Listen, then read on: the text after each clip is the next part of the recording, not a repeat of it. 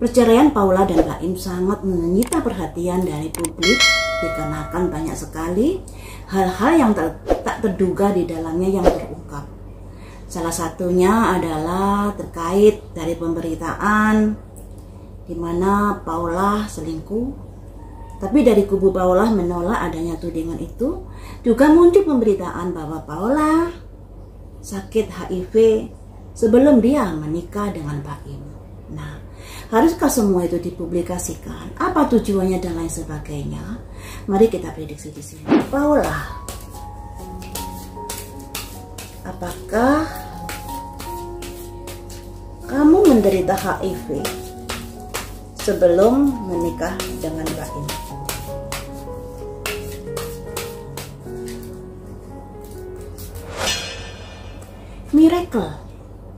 Miracle ini kartu positif, kartu sebuah keajaiban. Jadi ketika miracle ini keluar, artinya ada berkat semesta untuk kesehatan Paula. Artinya jawabannya tidak. Kalau kita lihat dari persalinan Paula saat melahirkan anak pertama, tidak ada pelayanan-pelayanan yang terkhusus untuk HIV ya, misalnya pakai atribut dan lain sebagainya yang sangat-sangat proteksi, itu tidak ada. Dan sebelum menikah, sebelum operasi persalinan dan lain sebagainya, semuanya tentunya sudah dicek dari tes kesehatan dan lain sebagainya ya. Nah, kalau ada kondisi HIV pastinya persalinannya sangat-sangat khusus, proteksi dan lain sebagainya. Dan mungkin juga Paula akan dilarang untuk menyusui anaknya. Tapi kenyataannya semua tidak ada sesuatu yang mencurigakan di dalam persalinan Paula itu. Bahkan Paula juga menyusui anaknya ya toh. Kemudian, lantas untuk apa berita HIV itu disebarluaskan?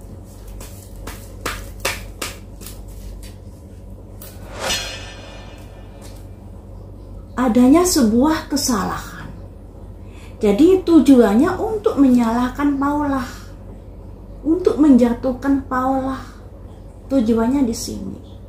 Yang namanya proses perceraian pasti kedua belah pihak ingin merasa benar, tidak ingin dituding bersalah dan lain sebagainya. Dan di sini yang menggugat adalah Baim. Dalam perceraian suami istri pasti ada harta gono gini, juga hak asuh yang akan menjadi rebutan. Apalagi Baim dan Paula ini perceraiannya tidak baik-baik saja. Dari Baim, dari awal hingga akhir perceraian, banyak sekali hal-hal yang diungkapkan terkait dari kebiasaan Paula, terkait dari pertemanan Paula dan lain sebagainya, kayak hidup dan lain sebagainya. Termasuk juga saat ada gosip bahwa Paula ada jalinan asmara dengan Niko. Hanya saja dalam sebuah podcast, kalah pengacara Paula dengan pengacara Baim disatukan, disandingkan. Saya lupa acara apa di televisi itu. Pengacara Paula bilang, saat itu Paula tidak berduaan, tapi ada istrinya Niko. Jadi mereka tidak berduaan.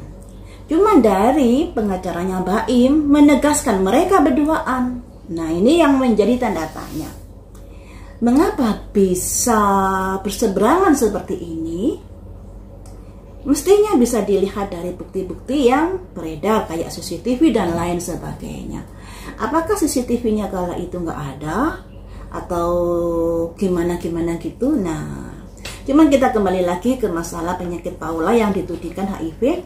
Dari dua kartu ini, bahwa Paula tidak sakit HIV saat dia menikah dengan Baim.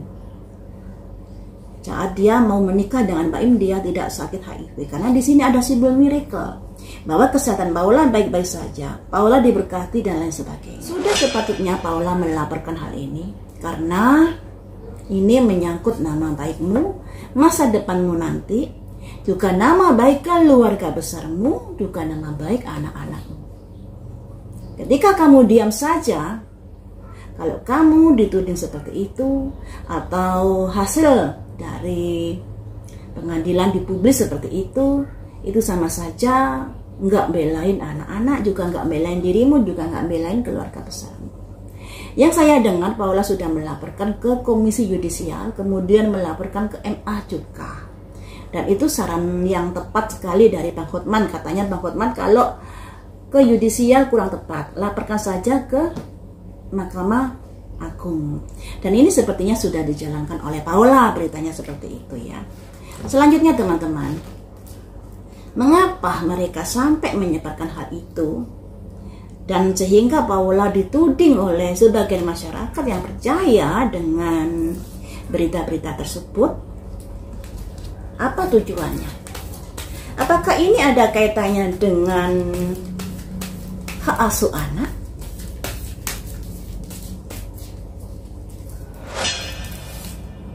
Wisdom, ya. Wisdom itu sebuah kebijaksanaan. Ketika Paula dinyatakan selingkuh, dinyatakan ada penyakit HIV, tentunya para hakim ini akan lebih berpihak kepada Baim dalam memberikan hak asuh anaknya. Ada kebijaksanaan ke arah sana. Hanya saja dari prediksi saya yang sebelumnya bahwa ada permainan di belakang layar.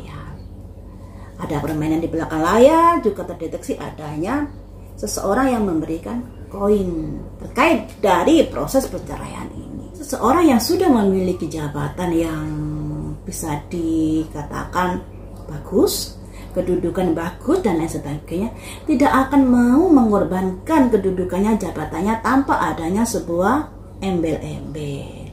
Logikanya kan seperti itu ya. Kita lanjut ya. Apakah ini juga ada kaitannya dengan harta gono gini atau kewajibanmu dalam memberikan nafkah kepada Paula sesuai dengan aturan agama? Ada fight, yakin. Pasti itu ada hubungannya ke arah sana. Pasti ada hubungannya ke arah sana.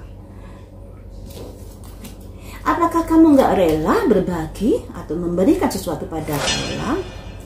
Impatience, ketidaksabaran.